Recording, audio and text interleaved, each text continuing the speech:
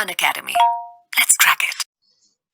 नमस्कार दोस्तों, आज हमारे साथ हैं अतुल वाजपेयी जी और इनसे जानेंगे इनकी जर्नी कैसे रही एमपीपीएससी सिलेक्शन को लेके। कब इन्होंने तैयारी स्टार्ट की, कैसे आज ये अपनी मंजिल तक पहुंचे और असिस्टेंट डायरेक्टर हैं ये प्रेजेंट में। तो जानते हैं इनसे कि इनका टेक्निकल बैकग्राउंड होने के साथ साथ तैयारी कैसे की, क्योंकि इन्होंने बीई किया हुआ है। तो बहुत सारे सवाल और पीएससी से रिलेटेड जो आपके इंपॉर्टेंट क्वेश्चंस हो सकते हैं वो भी आप कमेंट बॉक्स में जरूर पूछें। तो बहुत बहुत स्वागत है अतुल जी, कैसे हैं आप? बहुत बढ़िया। नमस्कार आप सभी को। जी मैं बढ़िया हूँ, आप सभी कैसे हैं? ग्रेट। आप सबसे पहला प्रश्न मैं आपसे जानना चाहूंगा, जैसा मैंने आपके प्रोफाइल अभी देखी, आपके इंटरव्यू में 145 मार्क्स थे। यस। 145 नंबर आपके इंटरव्यू में रहे, तो इतना बढ़िया आपका इंटरव्यू सेशन रहा होगा, we can imagine also that. अब मैं सबसे पहले जानना चाहता हूँ पीएससी की जर्नी के बारे में सोचने का ख्याल कहाँ से आया? पहली बार आपने कब सोचा मुझे स्टेट पीएससी की तैयारी करनी चाहिए? स्टार्टिंग मेरा कॉलेज के टाइम से ही रहा था। जी कॉलेज जब ग्रेजुएशन के लिए गए थे, सबने सोचा था कि ग्रेजुएशन में क्या करना है। जी तभी स्टार्टिंग में सारी फील्ड खुली थी कि किस किस फील्ड में हम लोग जा सकते हैं, किस साइड अपना करियर को चूज कर सकते हैं। वहीं पर एक ऑप्शन मैंने जब लोगों से सलाह ली, सब कुछ लिया, तो इंजीनियरिंग में एक मेरा इंटरेस्ट था। बट जी मेरा अपना इंटरेस्ट उस साइड ही जा रहा था कि मैं अपने प्रोफेशनल को उस साइड ही लेके जाऊं। तो तभी मैंने सोचा था कि सिविल सर्विसेज एक बेस्ट ऑप्शन रहेगा, जहाँ पे अब मैं लोगों की सेवा भी कर सकता हूँ और बहुत सारी चीजें रहती हैं जहाँ पे आप वो सब कुछ कर सकते हैं जहाँ अपनी क्षमता का पूरा यूज कर सकें। तो जी उसी के लिए मैंने चूज किया कि ये बेस्ट ऑप्शन रहेगा। Great great. आप सबसे पहले मैं जो जानना चाहूंगा क्वेश्चन आपसे, वो बहुत सारे क्वेश्चंस मेरे हैं इसमें कंटिन्यूअसली। तो प्रीलिम्स को लेके, जब आपने टेक्निकल बैकग्राउंड से आप हैं, भी आपने किया है, प्रीलिम्स को लेके क्या कुछ कंसर्न थे कि भाई जीएस पढ़ना होगा, किस तरीके से तैयारी करूंगा? तो जब पहली बार तैयारी कर रहे थे तो कौन कौन से चैलेंजेस आपको लगे कि ये सारी कठिनाइयां होती? चैलेंजेस सबसे बड़े यही थे पहले तो कि हाँ, अपन हम टेक्निकल बैकग्राउंड से थे। तो सबसे मेन पहले यह था कि स्टार्ट कहाँ से किया जाए। जी स्टार्ट, अब हिस्ट्री आएगा, ज्योग्राफी आएगा, पॉलिटी, इकोनॉमिक्स, जिनको हमने शायद 10th तक ही पढ़ा, उसके बाद में इन चीजों पे कभी बहुत जी फोकस भी नहीं रहा था। जी तो सबसे मेन यही था कि कहाँ से स्टार्ट करें, क्या करें।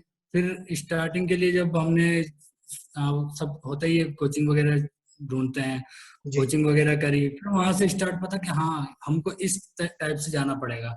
तो सबसे पहले एनसीईआरटी से ही स्टार्ट किया कि हाँ एनसीईआरटी पढ़ेंगे, कुछ बेसिक्स अपने पहले कर लिए जाए।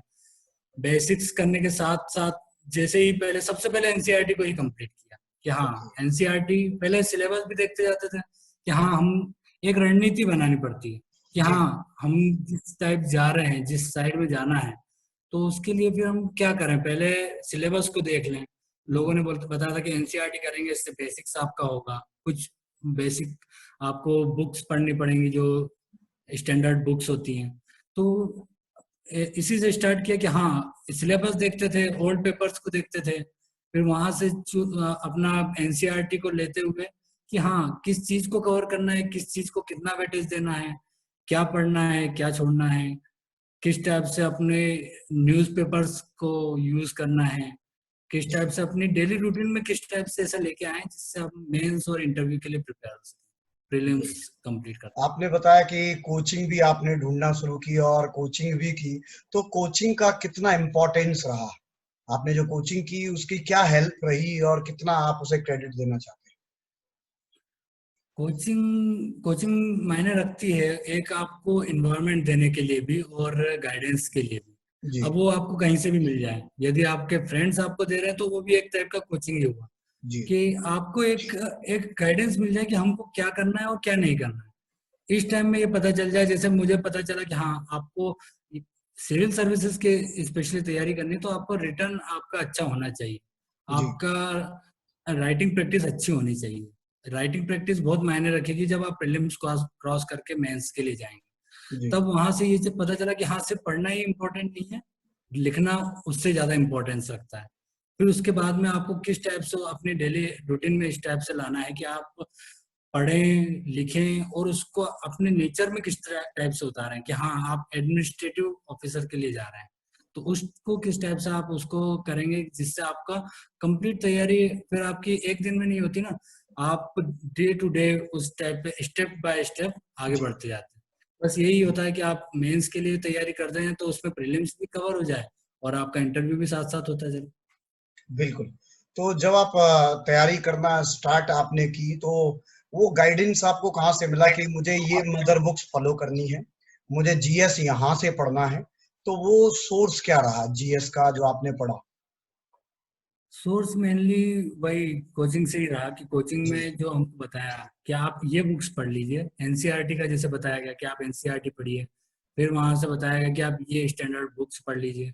नोट्स जी, वगैरह भी थे खैर, मगर नोट्स वगैरह के लिए हमने अपने खुद के नोट्स के लिए ज्यादा किया, क्योंकि आप जब लास्ट में रिवीजन करते हैं तब जी, आप पूरी बुक्स नहीं पढ़ पाते हैं, आपके पास एक पॉइंट वाइज समराइज आपका फ्लो चार्ट वाइज जो आप जिससे भी आप कम समय में जल्दी से रिवीजन कर सके, वो आपके लिए बहुत मायने रखता है। तो उस चीज के लिए नोट्स के लिए अपने प्रिपेयर नोट्स किए, बाकी बुक्स वगैरह जो उन्होंने बताई वहां से। फिर मैं बेसिक्स कुछ चीजें जानना चाहूंगा, जैसे कि आपका होम टाउन कहाँ है, किस प्रकार के फैमिली बैकग्राउंड से आप आते हैं, और सबसे इम्पोर्टेंट चीज कि जब हम तैयारी करने लगे थे तो उस समय तक क्या क्या चीजें आपके दिमाग में थी? हाँ, होम टाउन मेरा इंदौर डिस्ट्रिक्ट में सांगली तहसील है, जी, वहाँ से मैं हूँ। और फादर मेरे लेक्चरर हैं कॉमर्स के, ओके, तो पढ़ाई वगैरह में वैसे ही घर का माहौल ऐसा रहा है कि हाँ पढ़ने लिखने की तरफ सभी का पहले से जी, रुझान है। वहाँ से ही बहुत हेल्प भी मिली, वहाँ से मेरे फादर ने बहुत मुझे इस टाइप से मोटिवेट भी किया था कि आप इस साइड जाएं। फिर उसके बाद में मैंने सोचा था कि हाँ कहाँ कहाँ से और गाइडेंस लिया जाए कि इस और आगे बढ़ा जाए। तो वहाँ से मुझे हेल्प मिली। फैमिली का तो हर टाइम पे सपोर्ट रहा ही है कि आप करें जाएं, सब तरफ से आपको सपोर्ट मिलेगा। और फिर उसके बाद में बस वहीं से स्टार्ट करा है सब कुछ। Great, great. अभी जैसा मैं देख पा रहा हूँ काफी यंग आप दिख रहे हैं बिल्कुल, तो अभी एज अभी आपकी क्या हुई होगी, और आपकी फ्यूचर में अभी प्लानिंग क्या है, क्या और अटेम्प्ट आप लेने वाले हैं? हाँ, अभी 28 एज हुई है मेरी। जी, और अभी अभी दो साल से तो खैर कुछ नहीं किया था, इसके बाद में थोड़ा सर्विस वगैरह में भी ध्यान देना पड़ा उसके बाद में कि हाँ क्या करना है, ग्रेट, उस ऊपर ध्यान दिया। फिर अब स्टार्ट करने का सोच रहे हैं कि हाँ फिर से कुछ ना कुछ स्टार्ट अब यूपीएससी पे ट्राई करेंगे firstly. Great, great. Now comes to the profile assistant director industries. तो ये पोस्ट जो है इसका काम क्या है? आप क्या मतलब वर्किंग एरिया होता है? हमारे जॉब प्रोफाइल में ये है कि असिस्टेंट डायरेक्टर इंडस्ट्रीज में एमएसएमई इंडस्ट्रीज को एस्टेब्लिश करने के लिए जी, और एमपी में उन्हें प्रमोट करने के लिए जो गवर्नमेंट उनके लिए रिलैक्सेशन देती है, कुछ छूट देती है, जी, उनके लिए लैंड प्रोवाइड करवाती है इंडस्ट्रियल एरिया में। तो जी, उन लोगों को मोटिवेट करना होता है, उन लोगों को फैसिलिटेट करना होता है कि आप इंडस्ट्री लगाइए, हम आपको हेल्प देंगे।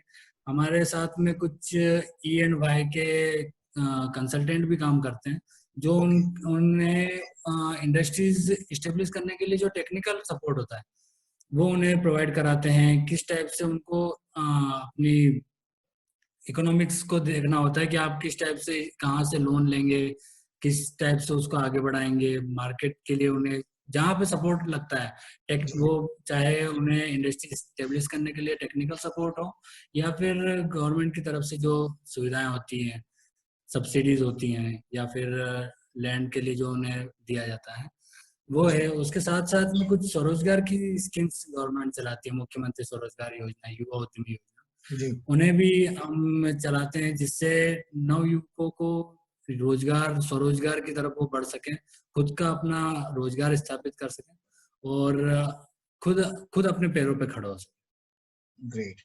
तो अभी तक आपने जो है, जैसा मैं देख पा रहा हूँ कि अटेम्प्ट शायद आपका ये थर्ड अटेम्प्ट था, आई हो। थर्ड जी, अटेम्प्ट था ये जी। मेरा। तो जो प्रीवियस टू अटेम्प्ट्स रहे, जो है ना, तो उनमें क्या आपको लगा कि ये कमियां थी? तो जो बच्चे देख रहे हैं, जो स्टूडेंट्स और प्रिपरेशन करने वाले हैं, ताकि वो ऐसी गलतियां ना करें और वो भी सीख सकें कि ऐसी छोटी छोटी गलतियां भी हमें दूर करते रहना चाहिए, तो क्या वो आपको कमियां दिखी 2 अटेम्प्ट? फर्स्ट 2 अटेम्प्ट्स में वही जो मैंने बोला कि आपकी राइटिंग प्रैक्टिस अच्छी होनी चाहिए। जी। जहाँ मैंने बोला था कि जो मुझे सबसे बड़ी कमी लगी थी फर्स्ट 2 अटेम्प्ट्स के लिए, ओके। कि हाँ, आपको नॉलेज होने के बाद भी आप वो चीजें वहां पे आप पूरा नहीं दे पाते हैं। टाइम की कमी हो गई, आपने आपने टाइम मैनेजमेंट नहीं कर पाया, तो आपका कुछ पोर्शन छूट गया। पता है कि हाँ हम लिख सकते हैं, मगर आपका टाइम रह गया, वहां पे आपके लिए होता है। इसीलिए राइटिंग प्रैक्टिस का मैं जोड़ देता हूँ कि राइटिंग प्रैक्टिस अगर आपकी है तो आप मेंस के लिए प्रिपेयर होंगे, उसके साथ में आप प्रीलिम्स भी कर सकते हैं, क्योंकि आप क्वेश्चन पेपर भी देख रहे हैं, सिलेबस भी देख रहे हैं, तो वहां से आप प्रीलिम्स के लिए साथ साथ तैयारी कर सकते हैं। प्रीलिम्स में मल्टीपल टाइप क्वेश्चन रहते हैं, तो आप वहां से कंप्लीट कर सकते हैं उसे। मगर जब आपके लिए रिटर्न के लिए आता है, तब आपके पास टाइम मैनेजमेंट बहुत इंपॉर्टेंट हो जाता है कि आपको सारा अपना नॉलेज देते हुए और बेस्ट आपका वो वहां देना है। सारे मेन जो क्वेश्चन से रिलेटेड पॉइंट्स ही आपको उसमें देना है, इधर उधर की चीजें नहीं दे सकते आप। तो वहां पे आप कितना कंसाइज में कितना इफेक्टिव लिख सकते हैं और किस टाइप से टाइम मैनेजमेंट कर सकते हैं, तो यही सबसे बड़ा स्टार्टिंग में लगा मुझे कि हाँ, टाइम मैनेजमेंट नहीं हो पा रहा है, आपकी राइटिंग स्किल्स थोड़ी और इम्प्रूव करनी होगी। ग्रेट। तो जो प्रीवियस 2 अटेम्प्ट्स आपके रहे, उसके बाद तीसरे अटेम्प्ट में जब आपने राइटिंग स्किल को फोकस किया, तो वो जो रणनीति रही उसके लिए कि भाई पहले मैंने राइटिंग प्रैक्टिस को फोकस नहीं कर पाया, अब मैंने इम्प्रूव किया है, तो वो इम्प्रूव करने तक की जो स्ट्रैटेजी थी वो क्या रही? वह यही रही कि स्टार्टिंग में पहले जब स्टार्ट किया कि हाँ अब लिखेंगे, तो डेली बेस पे ये डिसाइड किया कि 2 क्वेश्चन, एमपीपीएससी में क्वेश्चंस आते हैं 6 मार्क्स और 15 मार्क्स के में, जो बड़े क्वेश्चंस में होते हैं। 3 मार्क्स में तो आपको सीधे पॉइंट्स वहां पे देना होता है। जी। तो 6 मार्क्स के और एक 15 मार्क्स का डेली इसको लिखना स्टार्ट किया कि एक 6 मार्क्स का लिखेंगे, एक 15 मार्क्स का। और ओके। सब्जेक्ट चूज कर लिया कि आज हम 2 दिन अगर हिस्ट्री पढ़ रहे हैं तो 2 दिन में हिस्ट्री का उसका लिखेंगे, जो जी। भी उससे रिलेटेड क्वेश्चन होगा उसको लिखना है बस। तो जहां से लिखना स्टार्ट किया, तो स्टार्टिंग में होता ही है कि हाँ लिखा आपने, बहुत टाइम भी लग रहा है। टाइम लगने के साथ में जो आपने दिया है उसमें कुछ चीजें रही कि हाँ ये नहीं देना था, ये देना था, इसमें ये करेक्ट करना था। लिखने के साथ में पहले स्टार्टिंग में खुद उसको चेक करना शुरू किया, और जहाँ पे थोड़ा फिल्टर हो गया तब टीचर से चेक कराना शुरू किया कि हाँ अब हम थोड़ा थोड़ा लिख पा रहे हैं, तो अब चेक कराएं। तो वहां से फिर उन्होंने अपनी गलतियां सुधारने के लिए बताई, धीरे धीरे धीरे धीरे करके वहां से फिर हुआ कि हाँ अब राइटिंग आप कर सकते हैं मेंस की। ग्रेट। तो कभी ऐसा रहा कि आपने टाइम अपना वॉच सेट किया कि अब मुझे इतने टाइम में जो है 6 मार्कर लिखना है और इतने टाइम में मुझे ये 15 मार्कर कंप्लीट करना है? क्या हमने टाइमर सेट ये करके इस तरीके से तैयारी की, या बस अंदाजा लगा के एक कैलकुलेशन करते गए? नहीं, डेली जब लिखते थे तब टाइम पे फोकस नहीं करते थे, तब क्वालिटी पे फोकस करते थे कि हाँ क्वालिटी अच्छी आनी चाहिए आंसर। ठीक है। और जहां तक है टाइम पे फोकस करने की, वो टेस्ट सीरीज जब लिखते थे, टेस्ट सीरीज में वहां पे टाइम पे फोकस करते थे कि हाँ ये 3 घंटे के लिए हम टेस्ट में बैठे हैं, तो इसको पूरा कवर करना है। क्वालिटी, डेली क्वालिटी पे फोकस करा, और जो टाइम पे फोकस था वो टेस्ट सीरीज में जो टेस्ट देते थे तब। ग्रेट। तो मेंस के लिए आपने कोई टेस्ट सीरीज ज्वाइन की थी? अगर टेस्ट सीरीज ज्वाइन की थी तो कितने टेस्ट तकरीबन आपने अटेम्प्ट किए होंगे? मेंस के लिए हाँ टेस्ट सीरीज ज्वाइन की थी मैंने, और उसमें मैंने तकरीबन 40 टेस्ट दिए होंगे। ओके। उस उस पीरियड में 40 टेस्ट कंप्लीट दिए थे, जिसमें जिसमें फुल लेंथ टेस्ट करीब 20-22 के करीब थे, और बाकी सब्जेक्ट वाइज। तो क्या डिफरेंस लगा आपको टेस्ट देने के पहले और पूरी टेस्ट सीरीज कंप्लीट करने के बाद? हाँ, मुझे सबसे मेन फोकस तो टेस्ट सीरीज के बाद में ही पता चला, क्योंकि आपने क्वालिटी अपनी कर ली, मगर क्वालिटी के साथ में टाइम भी लग रहा था। स्टार्टिंग में मेरे करीब आधा आधा छूट जाता था, जी। आधा पेपर ही अटेम्प्ट कर पाते थे और आधा छूट ही जाता था। ओ। फिर वहां से इम्प्रूव करना शुरू किया कि हाँ अब छूटना नहीं चाहिए, किस टाइप से ये छूटे हुए पोर्शन को किस टाइप से कवर करें। तो जब उस पर फोकस किया तब ही पेपर कंप्लीट हुआ, और तब तब जाके वो टाइम मैनेजमेंट वहां से होता। तो टेस्ट सीरीज का बहुत फायदा मिला कि हाँ, आपका वहां से पता चला कि हाँ आप कितना, टेस्ट में यही पता चल जाता है कि आप एग्जाम में ही बैठे हैं, वही पेपर है, और आप अभी जितना कर पा रहे हैं उतना ही वहां पे कर पाएंगे। तो जितना इम्प्रूवमेंट यहाँ कर लेंगे उतना ही वहां पे बेनिफिट मिलेगा। ग्रेट।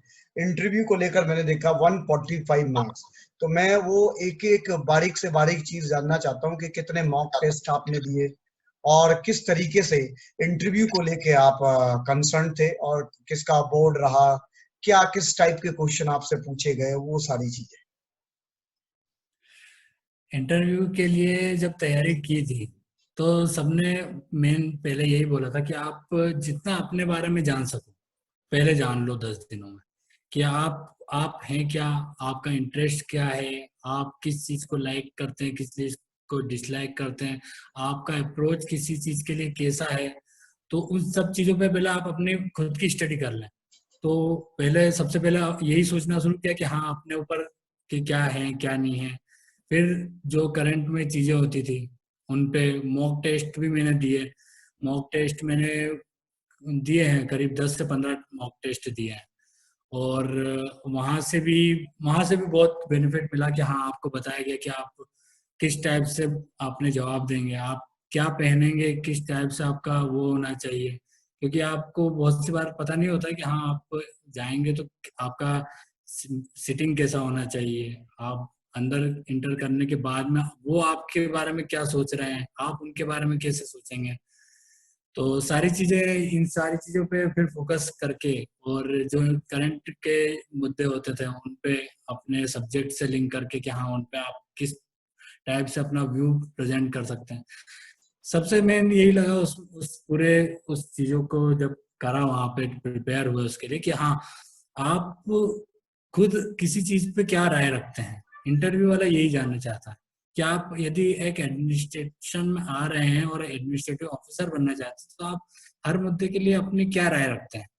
क्या वो शासन और जो अपना कॉन्स्टिट्यूशन है, संविधान है, उनके अनुकूल है। क्या आप जनता के प्रति अपनी संवेदनाएं रखते हैं, उनके प्रति सहानुभूति रखते हैं, उनके लिए काम करने की कितनी इच्छा शक्ति आपके अंदर है। तो इन सब चीजों में कि हाँ आप किस टाइप से उन पे अपनी राय रख सकते हैं, अपने आप के अंदर की जो चीजें हैं, अपनी क्वालिटीज हैं, उनको आप किस प्रकार से एक्सप्रेस कर सकते हैं। तो इन सब चीजों पे ध्यान दिया। और जो कुछ कई बार होता है कि आप कह नहीं सकते हैं, बस आप जानते हैं मगर आप कह नहीं सकते, तो आपके पास मॉक इंटरव्यू और जब डिस्कस करते हैं इस फ्रेंड्स के साथ में डिस्कस किया कुछ चीजों पे, तो उनमें ये क्लियरिटी है कि हाँ आप जो जानते हैं वो आप बता कैसे सकते हैं, किस टाइप से आप उनको एक्सप्रेस कर सकते हैं। तो वहां पे बहुत हेल्प मिली। सबसे मेन यही रहा कि आप कुछ भी उसमें अपने बारे में बढ़ा चढ़ा के नहीं बताएं, जो आप हैं वही प्रेजेंट कर रहे हैं। क्योंकि वो जान जाएंगे आपको कहीं ना कहीं से, किसी भी क्वेश्चन से वो पता तो कर ही लेंगे कि आप क्या हैं और क्या सोचते हैं। तो ज्यादा बढ़ाने चढ़ाने से कोई फायदा मिलता नहीं है। मेरा बोर्ड गौतम सर का था, ओके। और गौतम सर के बारे में सभी ने बताया था कि हाँ वो बहुत ही स्ट्रिक्ट पूछते हैं, डरा देते हैं, ऐसा कर देते हैं। तो वहां से थोड़ा आया तो था कि हाँ वो करते हैं इस टाइप से, अंदर से थोड़ा डर भी था। मगर जब वहाँ इंटर किया तो ये पता था कि हमको वही बताना है जो हमारे पास है, जो नहीं पता है उसके बारे में तो कुछ बोल भी नहीं सकते। बिल्कुल। तो बस यही चीजें थी। और उन्होंने अंदर जाने पे भी उन्होंने बहुत हेल्पिंग नेचर के लगे, सभी बोर्ड भी, सभी मेंबर्स भी। गौतम सर का भी बहुत कोऑपरेटिव था, उन्होंने भी बहुत अच्छे से पूछा, आराम से बिल्कुल रिलैक्स करते हुए क्वेश्चंस पूछे। बस यही था कि आप अगर उनको सही चीजें बोल रहे हैं और बिल्कुल धैर्य से शांति से बता रहे हैं, तो कोई भी आपको डरा नहीं सकता, या फिर आपको ऐसा नहीं कर सकता कि आप वहां पे हड़बड़ा जाएं और कुछ भी बोलते हैं। क्योंकि आप जानते हैं वही बोलेंगे जो है। तो बिल्कुल। अगर जो है वही बोलेंगे तो फिर आप कुछ गलतियां भी नहीं कर पाएंगे। यदि कुछ सही बात। गलत बोल रहे हैं तब आप वहां पे उलझ सकते हैं। तो बिल्कुल जो है वैसे ही बोलेंगे। तो वहाँ कोई भी बोर्ड, सभी बोर्ड वाले भी अच्छे से जानते हैं कि हाँ ये लास्ट स्टेज पे आए हैं, तो थोड़ी सी अंदर से नर्वसनेस भी होती है। तो वो लोग सहयोग भी करते हैं उस मामले में, सभी ग्रेट। तरीके से उन लोगों का अच्छा सहयोग रहता है जी।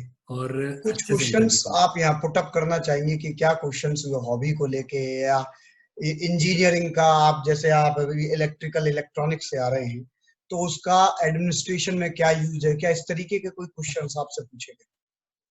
हैं। हाँ, ये इस टाइप से क्वेश्चन सबसे स्टार्टिंग में ही हो गया था ओके। कि आप इंजीनियर हैं तो पहले तो बताएं कि इंजीनियरिंग क्या है। और आप मेरा इलेक्ट्रिकल एंड इलेक्ट्रॉनिक्स इंजीनियरिंग से है, तो उसमें उन्होंने डिफरेंस पूछ लिया कि इलेक्ट्रिकल एंड इलेक्ट्रॉनिक्स में क्या डिफरेंसेस है, क्या इसका एडमिनिस्ट्रेशन में आप किस टाइप से इसका यूज कर सकते हैं। तो उन चीजों के आंसर दिए। फिर उसके बाद में कुछ कॉन्स्टिट्यूशन से क्वेश्चन पूछे गए, संविधान में हमारे मूल अधिकार मूल कर्तव्य से पूछे गए क्वेश्चन, कहाँ से लिया गया है, इस टाइप के कुछ फैक्चुअल क्वेश्चंस थे। फिर उसके बाद में करंट इशू चल रहा था उस वक्त, मंदसौर में किसानों का जो आंदोलन हुआ था, तो उससे रिलेटेड क्वेश्चन पूछ लिए कि आप उस धारा 144 को जानते हैं या नहीं जानते हैं, क्या होती है वो धारा, कौन कौन उसमें आदेश दे सकते हैं, इस इस स्थिति में जो ये प्रकरण हुआ था इसमें आप होते तो आप क्या करते।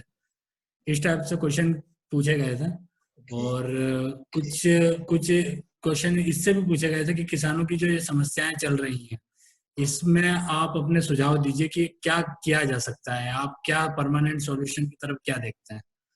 तो उनके कुछ आंसर्स दिए गए थे कि जो हमने महसूस किए जो उसी वक्त, क्योंकि ये प्रेजेंट टाइप का ही क्वेश्चन था, आप वहीं पे सोच के वहीं बताना, तो वहाँ के कुछ आंसर थे। Great. Now comes to the conclusive part. Finally जो लोग अभी घर में हैं, कोविड-19 सिचुएशन में सब लोग अपने घरों में हैं, अपनी बुक्स भी नहीं ले गए, कुछ लोग ले गए हैं क्योंकि किसी को कुछ अंदाजा नहीं था कि इतनी बड़ी ये पेंडेमिक होने वाली है। तो आपके उनके लिए क्या सजेशंस हो सकते हैं अभी जो लोग घर में बैठ के स्टूडेंट्स तैयारी कर रहे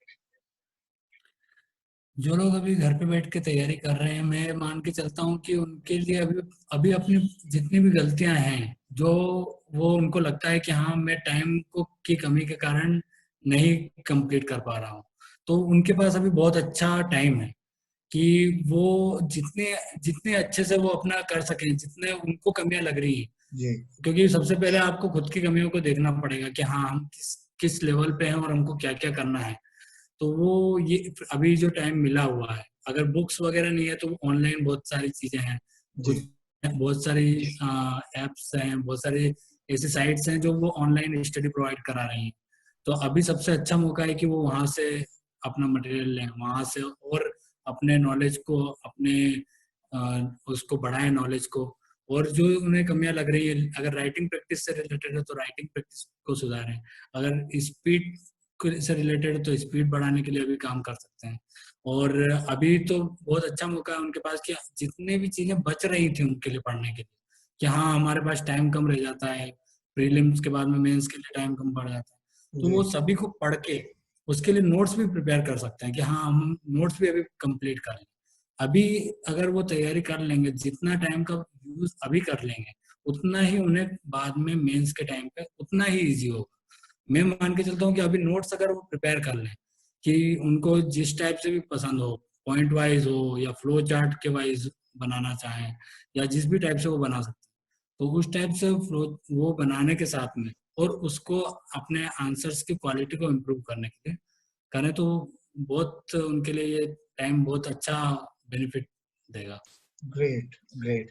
बहुत अच्छा लगा आपसे बात करके। और ये इंटरव्यू आज जब लोगों के पास पहुंचेगा, इतने सारे लोग देखेंगे, रियली वो इंस्पायर्ड होंगे।